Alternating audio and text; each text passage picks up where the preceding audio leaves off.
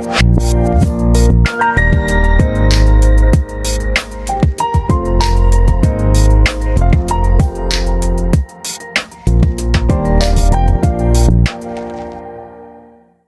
Everyone, मैं जसविंदर कौर आप सभी का एक बार फिर टॉपर्स ट्यूटोरियल में बहुत स्वागत करती हूँ। आज हम क्लास 5 की यूनिट 4 स्टार्ट करने जा रहे हैं, जिसके अंदर हमें स्टार्टिंग में ही बड़ी ब्यूटीफुल सी एक छोटी सी पोएम दी गई है, फूड फॉर थॉट। बट इसी के एडिशन में हमारे साथ एक और लेसन है जिसको हम इसी यूनिट के अंदर कंटिन्यू करेंगे। सो नाउ लेट अस सी कि एक छोटी सी ब्यूटीफुल पोएम हमें क्या अंडरस्टैंड कराती है, या फ्रूट्स या फूड के बारे में, वेजिटेबल्स के बारे में क्या बताती है। When you have something serious to think about, then you have food for thought. Definitely, जब हम कोई सीरियस चीज सोच रहे होते हैं, या कभी हम सैड होते हैं, या कभी हम बहुत हैप्पी मूड में होते हैं, तो कहीं ना कहीं सबसे पहला थॉट जो हमारे माइंड में आता है वो फूड का आता है। हमारे फेवरेट फूड का आता है जो हम खाना पसंद करते हैं।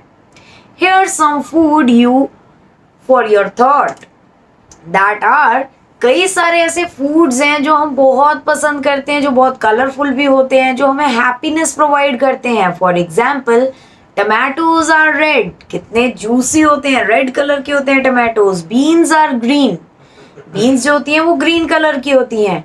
A brinjal has a crown, definitely brinjal हम सभी ने देखा है, उसके ऊपर कितना ब्यूटीफुल सा क्राउन होता है, like a king, just like a queen. But now यहाँ पे हमने ब्रिंजल को क्वीन के साथ कंपेयर किया है। Potatoes are brown, they are of brown colour. Onions are pink, see कितने कलरफुल होते हैं हमारे vegetables. Carrots have juice which I can drink, carrot juice हम सभी पीना पसंद करते हैं और कितना हेल्दी भी होता है हमारी हेल्थ के लिए।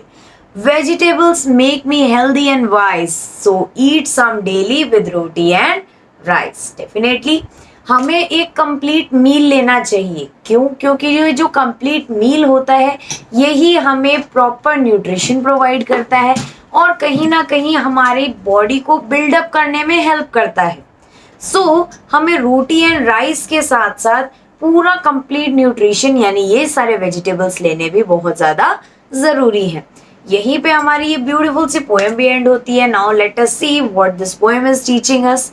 This is a beautiful small poem which tells us about the colorful vegetables that we have. Definitely हमारे पास कितने beautiful colorful vegetables हैं। पिंक कलर के अनियंस हैं, ब्राउन कलर के पोटैटोज हैं, ब्रिंजल है जो क्वीन जैसा जिसके पास ताज है, पर्पल कलर का होता है, एंड टमाटोज हमारे रेड कलर के होते हैं। सो when we are sad, food make us happy, and when we are happy, we celebrate our happiness by sharing this food. Definitely, जब हम sad होते हैं तो कहीं ना कहीं ये जो फूड होता है यही हमें हैप्पीनेस प्रोवाइड करता है, यही हमें चीयरफुल बनाता है एक बार फिर।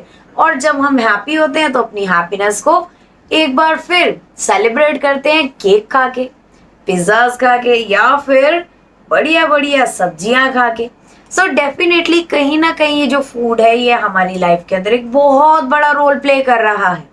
सो the poet wants to say that in every situation we have food for thought which help us to fulfil our dreams. Definitely food एक ऐसा थॉट है जो 24 आवर्स ह्यूमंस के अंदर चलता है, and not just humans, animals के अंदर भी चलता है। ऐसा क्यों? क्योंकि जब तक हमारा स्टमक, हमारी बॉडी के अंदर एनर्जी नहीं रहेगी, we will not be able to do any work. So for that thing we need food, और ऐसा फूड चाहिए हमें जिसके अंदर सारे न्यूट्रिशंस हमें मिल जाए। यहीं पे हमारी छोटी सी ब्यूटीफुल पोएम खत्म होती है।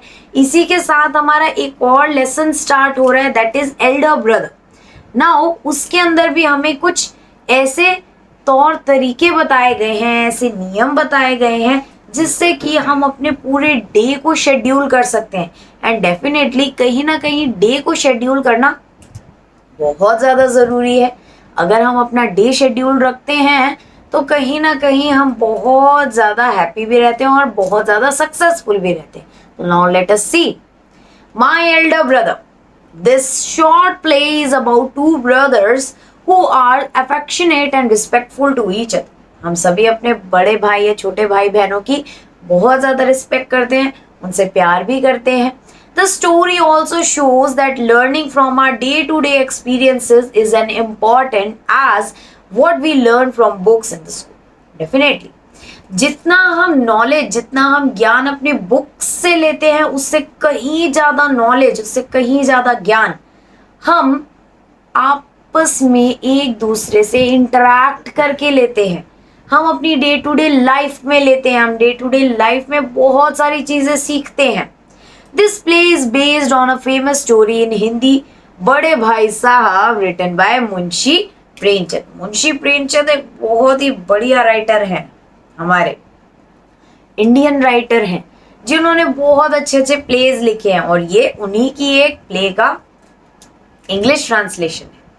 उनका प्ले हिंदी में है बड़े भाई साहब, जिसका इंग्लिश ट्रांसलेशन है ये माय एल्डर ब्रदर. अब यहाँ पे हमारा सीन स्टार्ट होता है. Oh hostel room.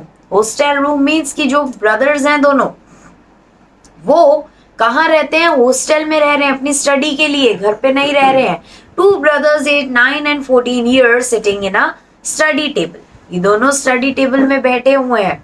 The elder brother भैया is reading a book and the younger brother Munna is drawing pictures of birds and animals. अब ना यहाँ पे हमें बताया गया है कि दोनों क्या कर रहे हैं. जो elder brother है वो books पढ़ रहा है क्योंकि he is elder, he is more in bigger classes.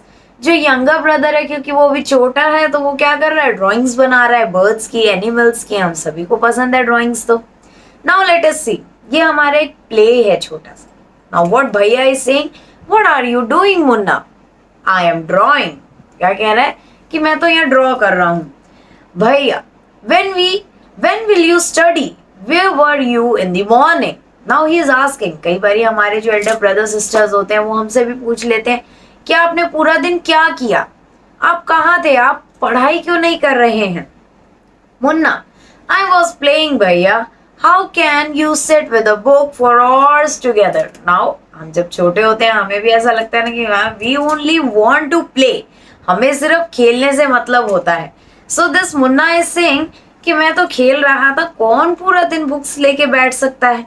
भैया, that's because I want my foundation in education to be very strong.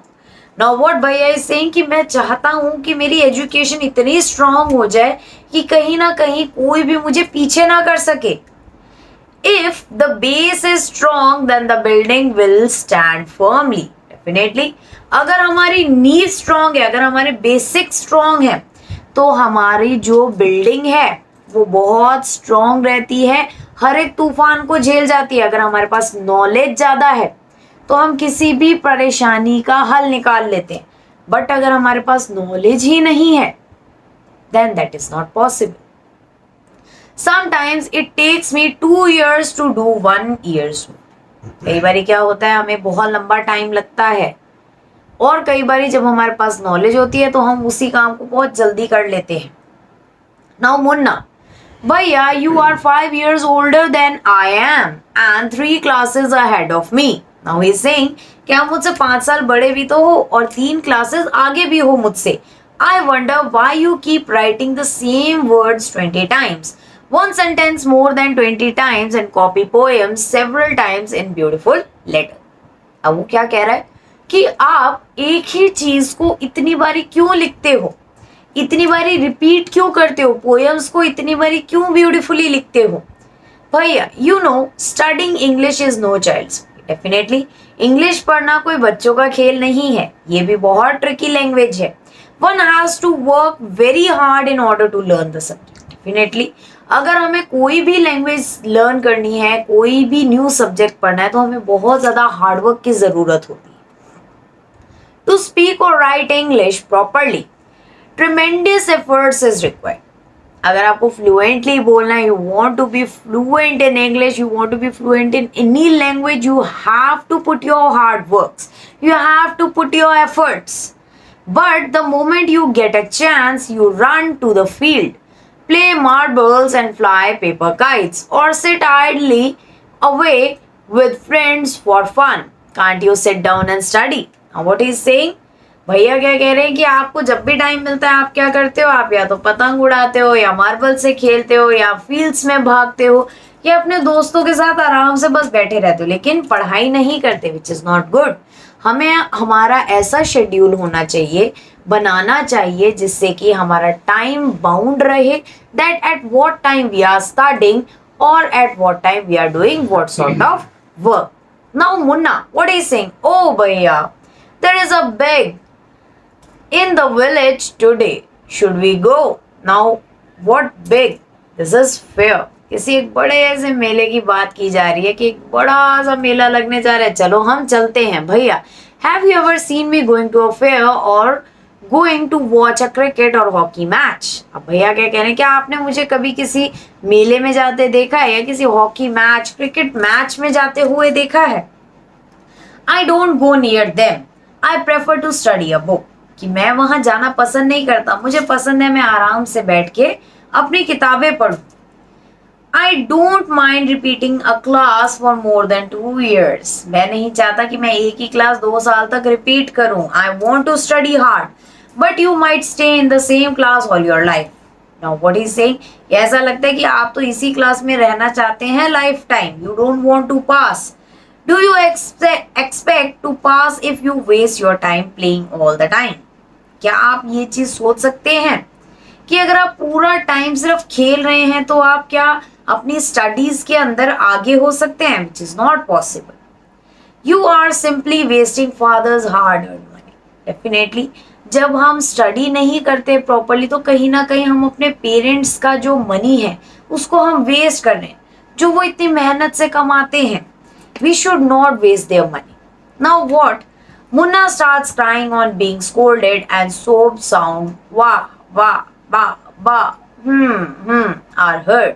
अब वो जो मुन्ना है वो रोने लगता है। डेफिनेटली कोई भी अगर हमें डांटता है तो हमें भी रोना आता है, जब हम छोटे होते हैं तब तो और ज्यादा रोते हैं। Now मुन्ना, भैया I feel like running away and going back home. अब वो क्या कहता है कि मेरा तो मन करता है कि मैं यहाँ हॉस्टल से चला जाऊं और वापस घर चला जाऊं। भैया now stop crying. Put on a nice smile. Look, I will make a timetable for you to follow. Get up at dawn. Now what the भैया is saying कि don't worry, आप भी अच्छा स्कोर कर सकते हो but you need a timetable. मैं आपके लिए एक ऐसा टाइम टेबल बनाऊंगा which will help you be effective in studies, जो आपको हेल्प करेगा कि आप अच्छे से स्टडी कर सको। लेकिन उसके लिए आपको बहुत जल्दी उठना पड़ेगा, लेट तक नहीं। नाउ लेट्स सी क्या टाइम टेबल बनाया। देखो, 6 AM wash your hands, have your breakfast and sit down for study. That means early morning जितना आप पढ़ाई करते हो उतना ही ज्यादा आपके माइंड में लर्न हो जाता है। 6 to 8 AM। नाउ सी यहाँ पे सब्जेक्ट्स को बाइफर्केट किया गया है। 6 to 8 AM English, 8 to 9 Maths, 9 to 9:30 History, 3:30 off to school. That means इनका डे बोर्डिंग स्कूल है यानी डे में लगता है। 5 to 6 grammar, half hour for strolling. Grammar की प्रैक्टिस करनी भी बहुत जरूरी है, अदरवाइज हमारी ग्रामर ही जीरो हो जाएगी, हमें सेंटेंस मेकिंग नहीं आएगी। 6:30 to 7 English composition, then dinner. 8 to 9 translation, 9 to 10 Hindi and 10 to 11 definitely other subject, क्योंकि हमें सारे ही सब्जेक्ट्स को पढ़ना बहुत जरूरी होता है। सारे ही सब्जेक्ट्स हमें बहुत तरीके की नॉलेज देते हैं which is very much important. Now Munna, but when is the time to play? अब मुन्ना क्या कह रहे हैं कि इन सब टाइम टेबल के बीच में खेलने का टाइम कहाँ पे है? There is no time to play. भैया play, what is the need Munna? अब भैया कह रहे हैं इसकी क्या जरूरत है, जरूरी थोड़ी है कि खेलें हम, बट स्टडीज के साथ साथ हमारी बॉडी को फिजिकल एक्टिविटी की बहुत ज्यादा जरूरत होती है। दैट इज वाई ये जो फिजिकल एक्टिविटीज होती हैं, जो गेम्स होते हैं, जो हम खेलते हैं, ये हमारी रिक्रिएशनल एक्टिविटीज होती हैं। दैट मीन्स ये हमारे माइंड को फ्रेश करती हैं और हम और ज्यादा अच्छे से स्टडी कर पाते हैं। Munna, oh, I love the green fields, the gentle breeze. I want to jump up like a football. I like to touch and go and hoot-too sounds of the kabaddi. And the hooray and flurry of volleyball pulls me like a magnet. As soon as I am on the field, I forgot everything. Now what Munna is saying? कि ये जो हरी भरी घास है, ये जो मैदान है, ये मुझे बहुत अच्छा लगता है, मुझे वॉलीबॉल अच्छा लगता है, क्रिकेट अच्छा लगता है, कबड्डी अच्छा लगता है, ये सारे गेम्स मुझे अपनी तरफ खींचते हैं। और जैसे ही मैं फील्ड पे आ जाता हूँ फिर मैं सब कुछ भूल जाता हूँ। Then how can I study? कितना ऐसा ही हम लोग के साथ होता है। यहीं पे हमारा सेकंड सीन स्टार्ट हो जाता है। The final exams are over and the results are out. Now what happens कि फाइनल एग्जाम्स इनके ओवर हो चुके हैं एंड रिजल्ट्स आ चुके हैं। भैया alas I have failed once again. भैया क्या कह रहे हैं? मैं तो फिर से फेल हो गया, मेरा तो रिजल्ट अच्छा नहीं आया। जबकि भैया is studying all the time, is reading books. Munna oh but भैया I have passed and topped my class. Now there is only 2 years difference between us. Now see what he is saying कि भैया मैं तो पास हो गया और मैं अपनी नेक्स्ट क्लास में भी चला गया हूँ। अब हमारे बीच में सिर्फ 2 years का ही डिफरेंस रह गया, 2 classes का ही डिफरेंस रह गया है। Now I am along with you. भैया but my dear brother, don't be so proud. You have passed only one class and you think that I am stupid and you are smart. अब कई बार हमें भी jealous हो जाता है, या अगर कोई हमें इस तरीके से बोलता है कि आप तो फेल हो गए और मैं तो पास हो गया हूँ, तो कहीं ना कहीं हम भी बहुत ज़्यादा गंदा फील करते हैं। सो भैया क्या कह रहे हैं कि आप अपने आप के ऊपर घमंड मत करो। ऐसा नहीं है कि मैं पास नहीं होऊंगा और ऐसा भी नहीं है कि मैं स्टूपिड हूँ और आप स्मार्ट हो। Once in a while in a gulli danda game, you might get lucky and hit a goal, but that does not mean you have mastered the game. Now क्या एग्जाम्पल दे रहे? गुल्ली डंडा में ऐसा हो जाता है कि आपका लक काम कर गया और आपने जोर से शॉट मारा, लेकिन वो एक ही बार होता है, हर बार नहीं होता। You have to work hard to be successful in life. आपको बहुत मेहनत करने की जरूरत है अगर आपको अपनी लाइफ में सक्सेसफुल होना है। When you have to study a subject like algebra or geometry in a higher classes, then you will understand the importance of heart. कि जब आप ये सारे सब्जेक्ट्स पढ़ोगे, then only you will come to know कि आखिर इतना ज़्यादा पढ़ने की क्यों ज़रूरत पड़ती है, उसके बाद भी रिजल्ट क्यों नहीं आता है। In geometry, if one writes ACB instead of ABC, the answer is marked wrong. Definitely, अगर आप जम्बल्ड कर दोगे तो वो आंसर तो ठीक नहीं हो सकता। The examiners will not spare you.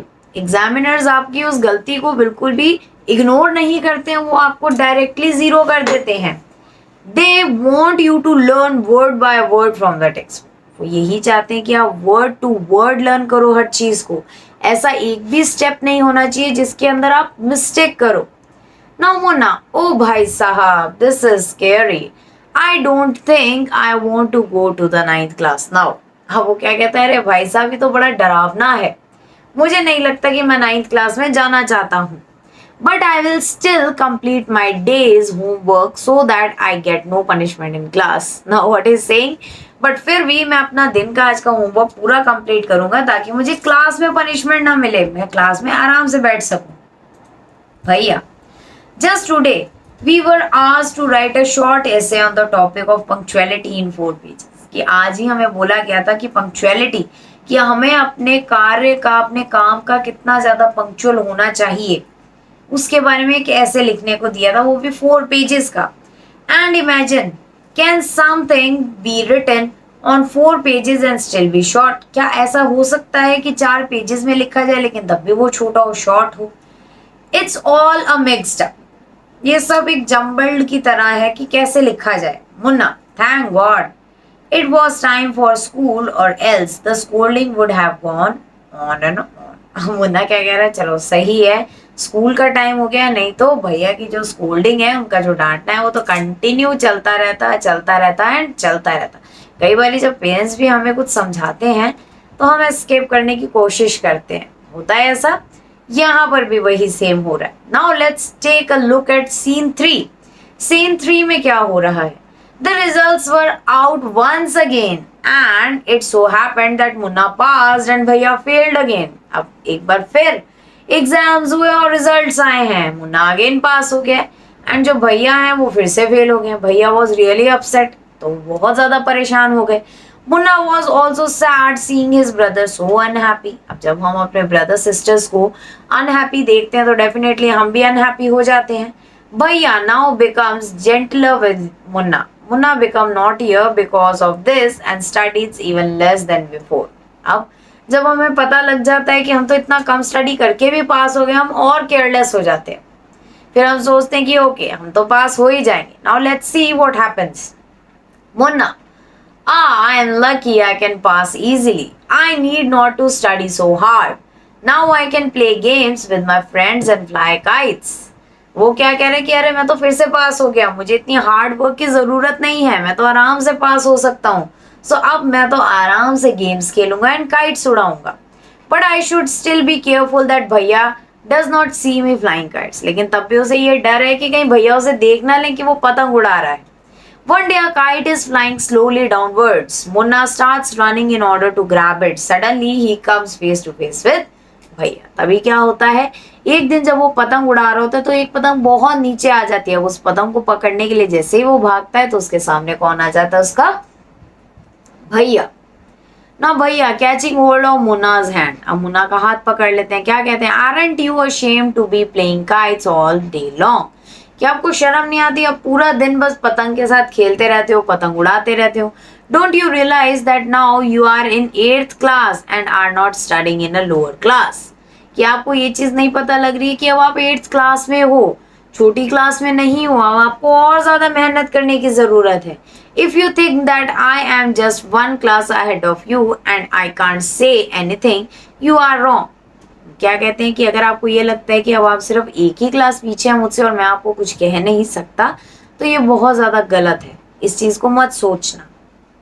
I am 5 years older than you are and will always be. लेकिन तब भी मैं आपसे 5 साल बड़ा हूं और आपसे 5 साल बड़ा ही रहूंगा। Understanding doesn't come only from reading books. Look at Maa and Baba. Maa has never gone to school and Baba only pass 5th class. क्या कहता है कि अंडरस्टैंडिंग सिर्फ स्कूल जाने से ही नहीं हमें सीखने को मिलती, लेकिन हमें अपने आसपास से भी सीखने को मिलती है। जैसे इनके माँ और बाबा हैं, जो उनकी माँ है वो कभी स्कूल ही नहीं गई, क्योंकि पहले के टाइम में education was not given to girls. And जो उनके बाबा हैं वो सिर्फ 5th क्लास तक पढ़े, उसके बाद वो पढ़े ही नहीं है। नाउ मुन्ना, भैया, रियली भैया, इज दैट ट्रू, कि क्या ये सच्चाई है? भैया, yes, there are 1000 things that they know more than you और मी। कि ऐसी बहुत सारी चीजें हैं जो उन्हें पता है लेकिन हमें अभी तक भी नहीं पता है। And even if we have studied the wisdom of the whole world, माँ एंड बाबा will always have the right to explain to us the correct and correct us. Definitely वो क्या कहते हैं कि अगर हम बहुत पूरी धरती का ज्ञान भी ले लेते हैं, बट तब भी जो माँ और बाबा हैं उनके पास हमारे को समझाने के लिए बहुत कुछ होगा और उनका हक भी है। Now what would you do if I were to fall sick today. कि अब आप क्या करोगे अगर बाय चांस मेरी आज तबीयत खराब हो जाती है? मुन्ना, आई डोंट नो भैया, I would tell Baba and he would rush to the hostel.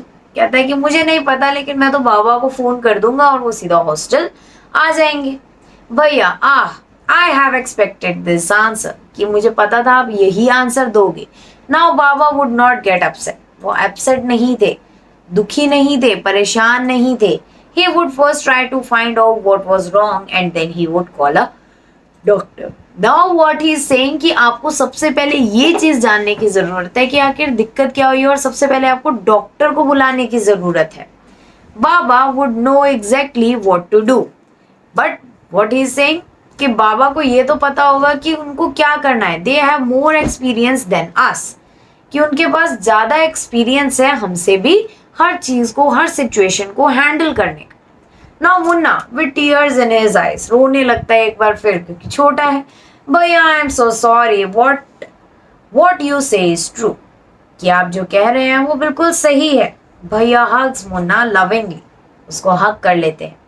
I also like to play and fly kites, but if I also play then how can I watch out for you, you are my responsibility. क्या कहते हैं कि मुझे भी पतंग उड़ाना पसंद है, मुझे भी खेलना पसंद है, लेकिन अगर मैं ये काम करूंगा तो आपके ऊपर नजर कैसे रखूंगा?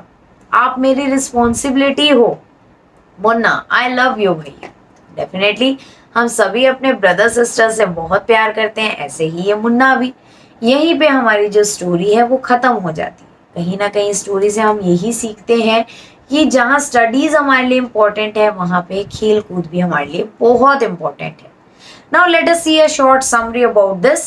The story of my elder brother is about two brothers who have contrasting personalities of opinion.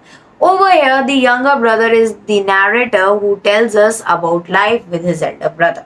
यहाँ पे हमें जो younger brother है वो ही बता रहा है कि life कैसी है. The age difference between the brothers is 5 years and 3 grades. दोनों के बीच में 5 साल का फर्क है उम्र का और 3 क्लासेस का फर्क है. The stories tells us about their lives and their relationship. It also tells us what the dynamics are between younger and older brother. कि इनके बीच की आपस की किस तरीके की बॉन्डिंग है उसको बताता है या किस तरीके का इनका रहना सहना है वो बताता है. Moreover, it is a story that teaches us to listen to our elders. Definitely, हमें कहीं ना कहीं यही सिखाया जा रहा है कि हमें अपने एल्डर्स की बात जरूर माननी चाहिए. It states how no matter how equal we become with our elders, they will always have more experience. Therefore, it is not about the arrogance we our younger people should have. अब ये चीज बिल्कुल हमारे अंदर नहीं होनी चाहिए कि हम छोटे हैं तो हम किसी भी चीज को कर सकते हैं, हम हर चीज के मास्टर हैं, बट हमें अपने एल्डर्स की बात जरूर सुननी चाहिए. It is for giving them the respect they deserve. ये एक रिस्पेक्ट होती है जो हम उन्हें देते हैं. Further it also gives a great lesson on not being too arrogant. Definitely हमें एरोगेंट तो होना ही नहीं चाहिए. So we all must be too overconfident and ensure to respect and listen to our elders. Definitely कहीं ना कहीं हमें हमारे एल्डर्स की बात मानना बहुत ज़्यादा नेसेसरी होता है. हम उसे थोड़ा सा मोल्ड कर सकते हैं लेकिन हम उसे मानना बहुत ज़्यादा फायदे में रहते हैं अगर हम उसको मानते हैं. यहीं पे अगर हम इसका कंक्लूजन देखें, so this story teaches us that no matter how intelligent we become, we must not forget to respect our elders and listen to their scolding if it is for the right reason as they want our goodwill. Definitely अगर वो हमारे अच्छे के लिए अगर हमें डांटते हैं तो हमें उनकी डांट भी खा लेनी चाहिए. इस स्टोरी से तो हमें यही सीखने को मिलता है. कहीं ना कहीं ये चीज हमारे बहुत ज्यादा काम भी आती है, कई सारी प्रॉब्लम से भी हम बच जाते हैं. आई होप आप सभी को ये स्टोरी बहुत अच्छे से अंडरस्टैंड हुई होगी. So will meet the next time. Thank you.